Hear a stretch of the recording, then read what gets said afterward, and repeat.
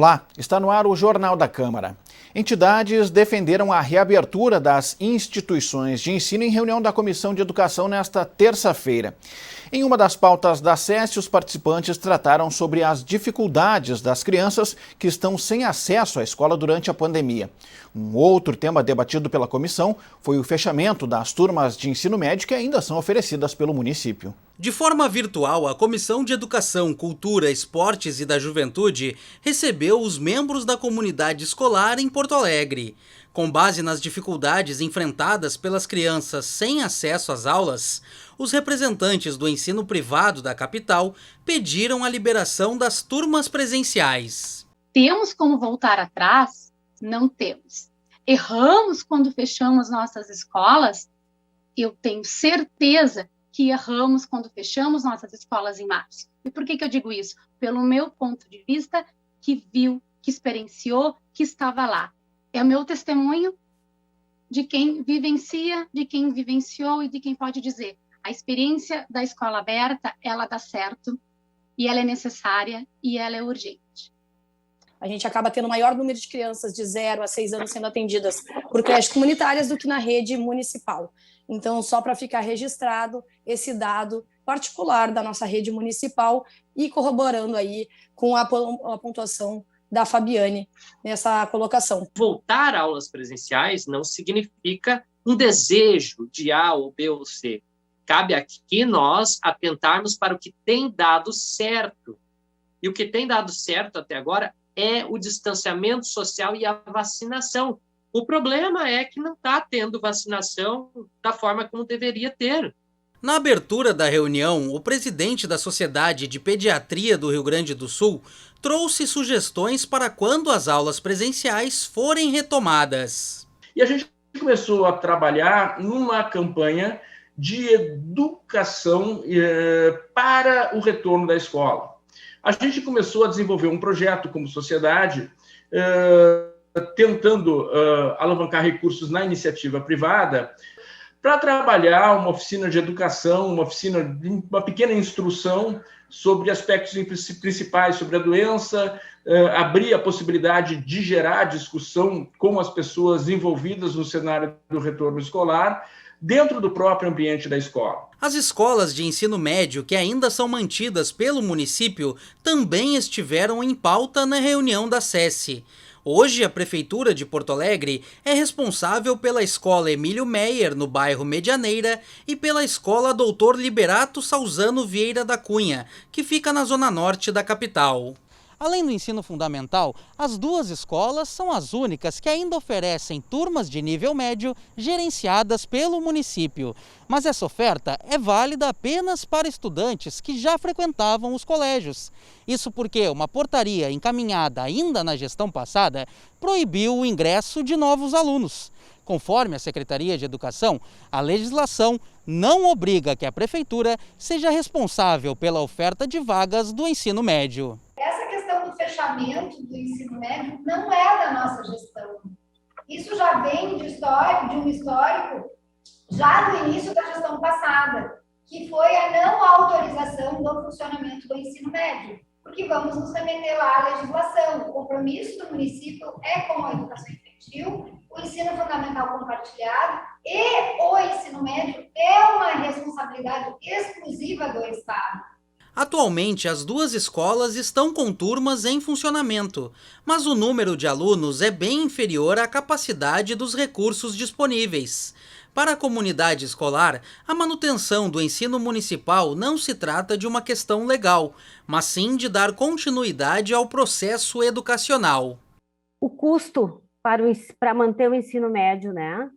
Nós temos as salas, nós temos os professores, nós temos a demanda, o que, do nosso ponto de vista, é um desperdício total, né, de recursos públicos, considerando que não se ocupam as salas à noite e que nós temos o quadro de professor para atuar nessa etapa de ensino. Além disso, a diretoria dos dois colégios defende que a mudança para escolas estaduais significa um maior risco durante o deslocamento dos alunos para o ambiente escolar. Nós temos alunos para matricular nas nossas escolas. né?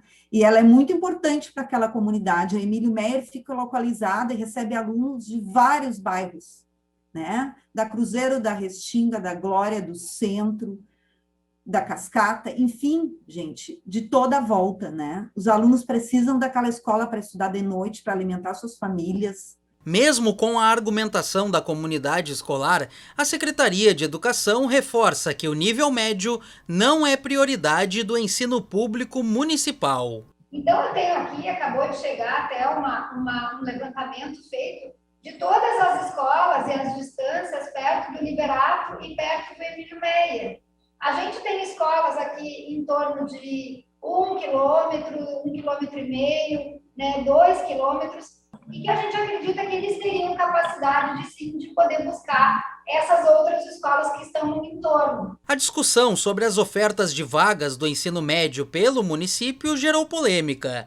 Quem organizou o debate e trouxe o assunto para a reunião da SESI foi a vereadora Daiana Santos, do PCdoB. Eu tenho certeza que esse é um espaço que será usado com diálogo construtivo e de forma muito respeitosa e educada. São duas escolas que estão à mercê do fechamento do ensino médio, e a gente sabe da importância desta construção nos espaços onde elas ocupam para a comunidade escolar. Ainda durante o encontro, a SESI debateu os cuidados necessários com o processo de distribuição da alimentação escolar. Ao final do encontro, os vereadores sugeriram a criação de um grupo de trabalho entre servidores, sindicatos, governo e parlamentares. O objetivo é encontrar soluções para as pautas discutidas na reunião. A possibilidade de suspender o prazo de validade de concursos públicos municipais pautou o debate desta semana na Comissão de Economia e Finanças do Legislativo da capital. Candidatos aprovados sugerem a prorrogação do período de vigência. O tema deverá ser ampliado em novas rodadas de discussões, mas a questão legal pode ser um dos entraves para viabilizar a ampliação dos prazos. Mais pontos de concordância do que de divergência entre os participantes marcaram a reunião virtual da CEFOR da última terça-feira. O diálogo foi sobre a possibilidade de um projeto de lei que mantenha válidos concursos que venceram em 2020 ou vencerão neste ano e nos próximos em função da pandemia. Profissionais aprovados em certames municipais destacaram a importância da iniciativa. O que acontece aqui em Porto Alegre é que está cessando o prazo de validade de concursos e aí não vão ser feitos novos concursos.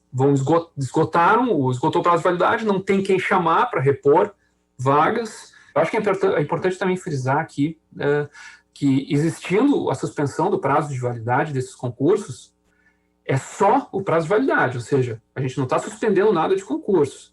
As nomeações podem acontecer durante esse prazo aí normalmente. Conforme o secretário municipal de administração, atualmente a capital possui 38 concursos homologados, 81% deles expirando em 2022 ou 2023. André Barbosa mostrou-se preocupado com a possibilidade legal de suspensão dos prazos. O prazo de validade dos concursos está previsto na Constituição. São 2 anos, prorrogável por mais 2. Então, o que ocorre? No momento em que a gente suspende o prazo, seja, claro, por uma lei, né? Suspende o prazo de vigência dos concursos, se nós não entendemos de que a gente fica proibido de fazer nomeações, a não ser reposições, nós teríamos um prazo de validade dos concursos alterado. É essa a minha preocupação. Se uma lei municipal pode prorrogar prazo de validade de concurso público. Representantes da categoria e de entidades sindicais afirmaram que municípios de outros estados já aplicaram a medida. Alguns parlamentares da CEFOR apoiaram a suspensão dos prazos dos concursos e a redação de um projeto de lei sobre o tema. A comissão encaminhou junto ao Executivo uma reunião para alinhar as questões jurídicas da matéria. Esse tema é um tema muito pertinente à cidade, né? Nós que somos defensores aí do serviço público de qualidade sabemos que a garantia dele depende também de ter mão de obra para tocar os trabalhos. Nós precisamos escrever uma lei, um projeto de lei que diga claramente que o prazo de validade é adiado nesta suspensão. Como vamos escrever isso? É uma questão que precisamos dar uma redação. Agora, que é preciso, no meu olhar, uma lei nesse sentido, para mim porque tem concurso que está se esgotando. Creio que a nossa pequena divergência é uma divergência jurídica, que eu acho que a gente pode trabalhar isso com a nossa Procuradoria do município, com a Procuradoria do Legislativo, com a CCJ. Usuários dos táxis acessíveis na capital gaúcha pediram a ampliação da frota e dos horários disponíveis. O assunto foi discutido na Comissão de Direitos Humanos do Legislativo nesta terça-feira. As sugestões para a melhoria do serviço deverão ser encaminhadas pela SEDECOM para a Prefeitura. Representantes de entidades e usuários enfatizaram a necessidade de um atendimento mais qualificado para as pessoas com deficiência. Nós não temos respaldo nenhum. Tenta chamar um táxi desses que estão operantes à noite. Você não consegue de fato táxi algum. Você vai ficar esperando, vai perder seu compromisso. E se o pouco que tem funcionasse, nós gostaríamos muito, já era alguma coisa, mas o pouco que tem não funciona mesmo. Isso eu tenho documentado. O presidente da Associação dos Táxis Acessíveis salientou a dedicação dos condutores que fazem este tipo de atendimento. Explicou, porém, que o número de veículos vem caindo, especialmente devido ao custo para adaptar o automóvel. A situação piorou diante da pandemia. Se nós tivemos que desistir, nós começamos com 54, hoje, conforme o senhor falou, nós estamos com 48. A semana passada saiu mais 2 colegas, né? Nós éramos 50, saiu mais 2 colegas, por não ter condições de pagar o carro. Nós temos que pagar a outorga, nós temos que pagar a rampa, nós temos que pagar o carro, e isso nas condições de hoje, com essa pandemia e tudo mais, infelizmente, o gerente de fiscalização de transporte da EPTC avalia a necessidade de uma solução conjunta para a possibilidade de ampliação de horários e da frota. No entanto, considera difícil, no atual momento, que haja um interesse para o ingresso de novos veículos no sistema. O carro e a adaptação próximo dos 100 mil, você já não passou dos 100 mil reais para você fazer isso. A gente discutiu, junto com a Secretaria de Acessibilidade, já há algum tempo atrás, essas questões de tentar buscar na legislação federal ou estadual alguma coisa que pudesse subsidiar isso aos taxistas, né, de forma a incentivar que esses taxistas realmente adquiram um veículo, façam a adaptação, enfim. Então, tem todo um contexto que ele tem que ser observado. A gente entende, a gente sabe hoje, se tivesse os 89 táxis acessíveis, aqueles que foram propostos lá no início. Se todos os 89 tivessem entrado hoje, o atendimento não seria visto o que a gente acompanha ao longo do tempo. Esse atendimento ele não seria suficiente. Proponente do tema na comissão, o vereador Alvani Medina sugeriu que o conteúdo da reunião seja encaminhado pela comissão ao executivo, na busca de um debate mais amplo que possa apontar alternativas para a melhoria do atendimento. Levamos junto ao nosso prefeito, fazemos um projeto via comissão para que tenha condições de dar mais sustentabilidade para os taxistas e mais condições que eles possam querer aderir junto à frota de dar essa assistência, principalmente nós temos aí 194 mil pessoas com uma deficiência na cidade de Porto Alegre, só cadeirante e pessoas com mobilidade. Nós temos em torno de 80 mil pessoas. E a situação das famílias que vivem na região da barragem da Lomba do Sabão, na zona leste de Porto Alegre, voltou a ser debatida nesta semana na Comissão de Urbanização, Transportes e Habitação. Os moradores temem o rompimento da estrutura. No encontro desta terça-feira, o DEMAI descartou a possibilidade de riscos de ruptura. Como combinado na reunião da semana passada, nesta terça-feira, o representante do DEMAI foi chamado pela comissão e participou do encontro. O diretor-geral do Departamento Municipal de Água e Esgoto reafirmou que não há risco de rompimento da barragem da Lomba do Sabão. O laudo, ele é um laudo preliminar e inconclusivo, né? Ele apresenta que a barragem precisa de cuidados. É isso que diz ali. Mas ele em nenhum momento ele expressa que há risco, colapso eminente de rompimento, há um colapso estrutural, esse tipo de coisa não apresenta. O reassentamento das famílias atingidas pela barragem é uma das soluções que a comunidade espera. Os moradores também reclamam das condições sanitárias do local. A comunidade ainda pede urgência na elaboração de um plano de segurança. A barragem foi abandonada, não foi mais feito o tratamento dela, o esgoto começou a tomar conta, os bichos aparecer, o mato está tomando conta aqui das casas, os insetos entrando, os bichos entrando dentro das casas. E a legislação prevê que tenha um plano de segurança, né, para barragens, a construção de um plano de manutenção e segurança, né, esse é o nome que aparece na legislação.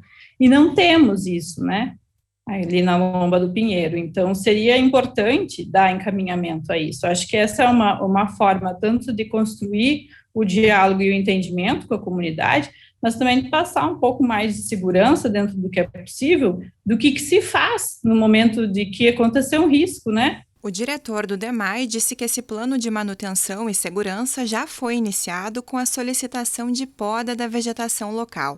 O departamento aguarda a execução dos serviços pelas secretarias de Meio Ambiente e de Serviços Urbanos para dar prosseguimento às ações. Então, a gente vem mantendo um plano de acordo com aquele relatório para executar as medidas que o relatório diz como as mais necessárias nesse momento, que é começar a dar manutenção na barragem. Só que a gente precisa, obviamente, obedecer à legislação. Eu não tenho como simplesmente sair suprimindo árvore, sair aplicando lá veneno para os ratos ou para alguma coisa sem autorização do meio ambiente. Conforme o secretário de Habitação e Regularização Fundiária, cerca de 60 mil pessoas esperam uma solução habitacional no município. Por isso, segundo o titular da pasta, muitos moradores de áreas de risco ou irregulares ainda não foram contemplados. André Machado ressalta que o processo de retirada das casas às margens da barragem já foi iniciado com a remoção de 52 famílias. O secretário pede ajuda da comunidade atingida pela barragem para que os locais já desocupados não sejam invadidos novamente.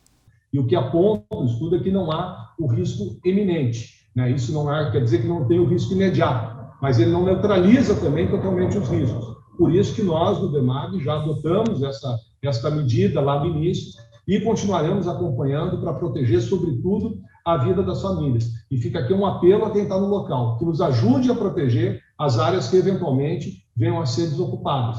Porque se mais famílias forem lá para aquele local, nós vamos entrar num ponto em que, efetivamente, o poder público não vai ter mais condições de atender. Os parlamentares que participaram da reunião solicitaram mais informações sobre o local e pediram agilidade da Prefeitura na remoção das famílias que vivem na área de risco. Também foi sugerida uma audiência pública com a participação de todos os órgãos executivos envolvidos e da comunidade para que, em conjunto, definam uma solução efetiva para os moradores que vivem na região da barragem da Lomba do Sabão.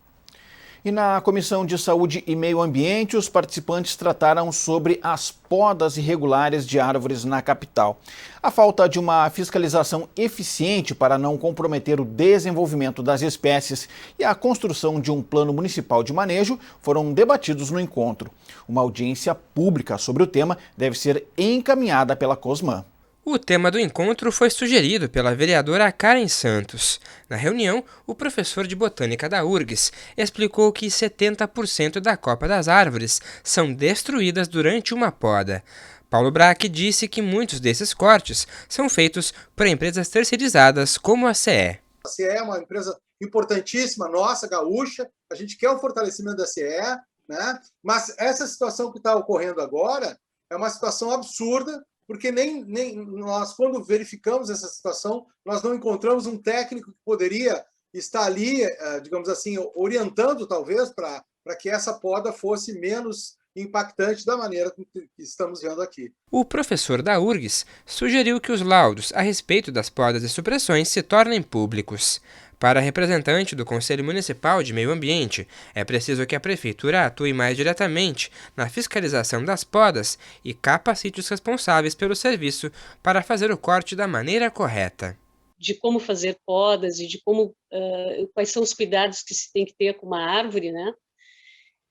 Que a Esmamus faça esse trabalho, ou para o pessoal que já é da TCE, ou no caso de terceirizados, né? Porque às vezes é muito comum a terceirização. Essas empresas chegam, são terceirizadas, cortam, vão embora, não se tem assim uma fiscalização. Eu quero sugerir, presidente, um pedido de informações para a Esmamus, que agora é Esmamus, sobre essas empresas.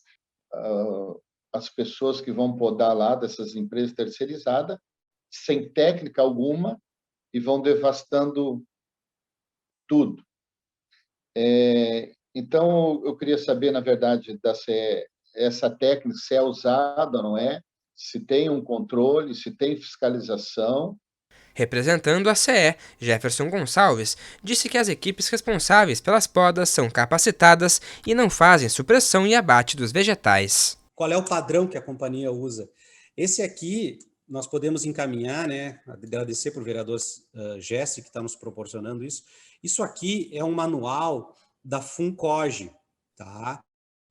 Na Sociedade Brasileira de Arborização, na SBAL, tá? E ela tem padrões americanos e outros aqui que regram a poda do setor elétrico em âmbito nacional, tá?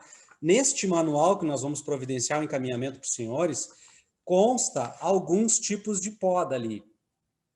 E a poda característica em V, ela é uma poda utilizada em todo o setor elétrico brasileiro. Ela é uma poda que talvez não seja mais bonita, mais elegante, mas ela é uma poda funcional.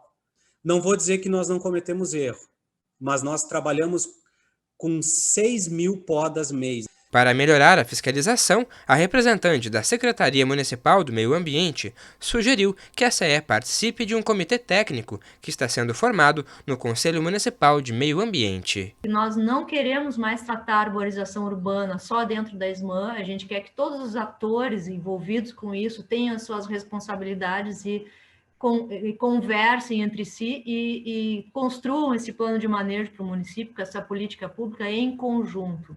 É assim que nós pensamos. Nós recebemos aqui a Secretaria de Serviços Urbanos, quando veio da gestão anterior, com uma demanda reprimida de 17.000 pedidos de podas. Podas e supressão. E por que existia isso? Porque o serviço de podas não é um serviço simples como é um conserto de um cano d'água. O camarada, ele pede uma poda ou uma supressão e ele acha que a prefeitura tem obrigação de realizar aquele trabalho porque aquela árvore está incomodando ele. Só que isso requer um laudo técnico e os nossos técnicos são todos do quadro, são servidores antigos na prefeitura, e nenhum serviço que a terceirizada executa é feito sem um prévio laudo e autorização técnica. O vereador Aldacir Oliboni sugeriu que seja feita uma audiência pública para a elaboração de um plano municipal de manejo da arborização na cidade. Para que a gente consiga, nessa audiência pública, encaminhar algo aos órgãos públicos, à medida em que a própria Gabriela diz que a CE não participa da Câmara Técnica, se eu não me engano, e desafia aqui o Jefferson a participar. Eu acho que a COSMAN tem que fazer um documento, inclusive sugerindo, reforçando essa sugestão. Que uma empresa tem que se submeter a um plano municipal de manejo, não ter o seu próprio plano, sendo que isso vai concorrer com o plano do município da Secretaria de Meio Ambiente. Né? Então, acho que a gente precisa, sim, dessa audiência para a gente conseguir unificar esses entendimentos com discussão, com técnicos, com a população participando, porque as pessoas estão carentes de informação. Em sessão plenária virtual realizada na última segunda-feira, os vereadores aprovaram moção de repúdio às declarações do ex-deputado federal Roberto Jefferson por racismo e antissemitismo. O presidente nacional do PTB fez uma postagem ofensiva em rede social sobre o povo judeu. A proponente da moção, vereadora Mônica Leal, destacou o quanto o racismo e o discurso de ódio são responsáveis pelos episódios mais terríveis da humanidade. Em uma publicação no Instagram, ele escreveu que judeus sacrificavam crianças para receber simpatia de um demônio e que hoje a história se repete. Ora, é completamente descabido, nós não podemos admitir que nos tempos atuais ainda nos deparemos com antissemitismo, principalmente deste tipo bárbaro e medieval, baseado em inverdades. A proposta recebeu 30 votos favoráveis e nenhum contrário. Parlamentares de diversas bancadas também se manifestaram em apoio à iniciativa. Essa moção de repúdio da vereadora Mônica Leal, ela é muito relevante, porque nós não podemos aceitar que alguém que já foi parlamentar, que é presidente de um partido político da envergadura que é o PTB, possa indiscriminadamente continuar cometendo crimes ininterruptos. Porque falar uma coisa dessas é algo que não tem nenhuma justificativa. Então, a nota de repúdio da Mônica, ela vem em um momento muito bom, ela é corretíssima e tem total apoio da minha parte. São atitudes desprezíveis contra a humanidade. E o seu teor dispensa que nós gastemos mais tempo. A bancada do PSDB se sente muito contemplada com a moção, por isso seremos totalmente favoráveis e sairá barato, presidente. Sairá barato. Essa moção poderia incluir muitas outras ofensas que esse ser pronunciou aí nos últimos tempos. Ainda durante a sessão de segunda-feira, os vereadores rejeitaram o requerimento para a formação da Frente Parlamentar de Enfrentamento à Covid-19, a partir de recomendações científicas e estudos sobre a necessidade de lockdown. De autoria de parlamentares da bancada do Partido dos Trabalhadores, a proposta teve 16 votos contrários e 13 favoráveis. E a Escola do Legislativo fechou uma parceria com a Escola de Gestão Pública do município.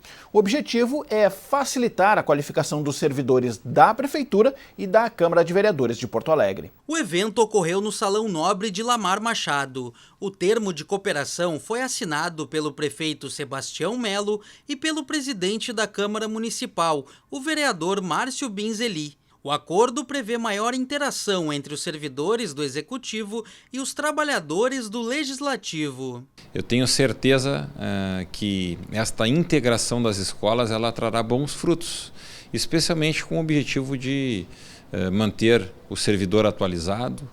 As ferramentas da modernidade nos impõem aí questões que dizem respeito ao ensino à distância, e eu acho que é por aí o caminho para que esta integração possa gerar bons frutos, não só para os servidores, mas para a cidade, para as pessoas. O objetivo do convênio é facilitar a capacitação dos agentes públicos com viés na gestão do município. Desde que foi criada, ainda em setembro de 2007, o foco da Escola Julieta Battistioli tem sido os servidores da Câmara Municipal. Assim como, até o momento, o público-alvo da Escola de Gestão eram os trabalhadores da Prefeitura. Mas a partir de agora, com a assinatura deste termo de cooperação, a ideia é que toda essa estrutura de ensino possa estar integrada e ajude no processo de aprendizado dos servidores do Executivo e também do Legislativo de Porto Alegre.